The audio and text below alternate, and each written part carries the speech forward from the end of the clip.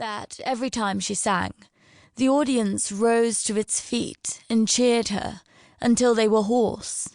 In Vienna there were so many bouquets that her dressing room was like a corner of an enchanted garden.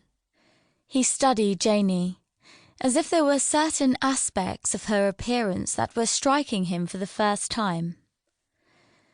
"You have hair the same colour as hers, so very fair. Your eyes are grey, and hers are as blue as a summer sky, but otherwise you are much alike. I am surprised I haven't noticed it before." Janie smiled at him. "You flatter me," she told him. "I've seen photographs of your daughter, don't forget. And there can only be one Vanessa Brandt in the whole wide world." He sighed again. "She was christened Sophia," he remarked. "I don't know why she should call herself Vanessa." "For publicity reasons, I expect. Because it sounds good?" "Sophia is a family name," he muttered obstinately. "To me it also sounds very good indeed, and how are my neighbours to know that I have a famous daughter if she calls herself by some other name?" "Ah," Janie accused him, as she took her feather duster out of his hand before he could flick most of the objects on an upper shelf off it and onto the floor. "So, it's your vanity that is suffering most this morning, is it? Because you can't boast of her and stick a notice in the window informing everyone that Sophia is coming home. But you can prepare for her coming and bake a cake, or your housekeeper can."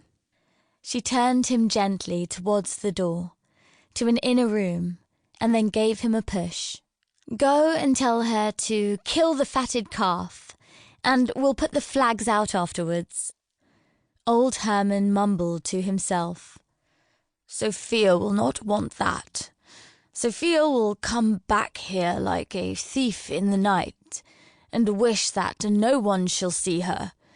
She's always hated this street, and how will such as she appreciate one of my good Flora's cakes?" Janie stared at him in a certain amount of surprise. She had only worked for Herman Brandt for 6 months, but the one thing she really knew about him was that he adored his daughter, his only daughter.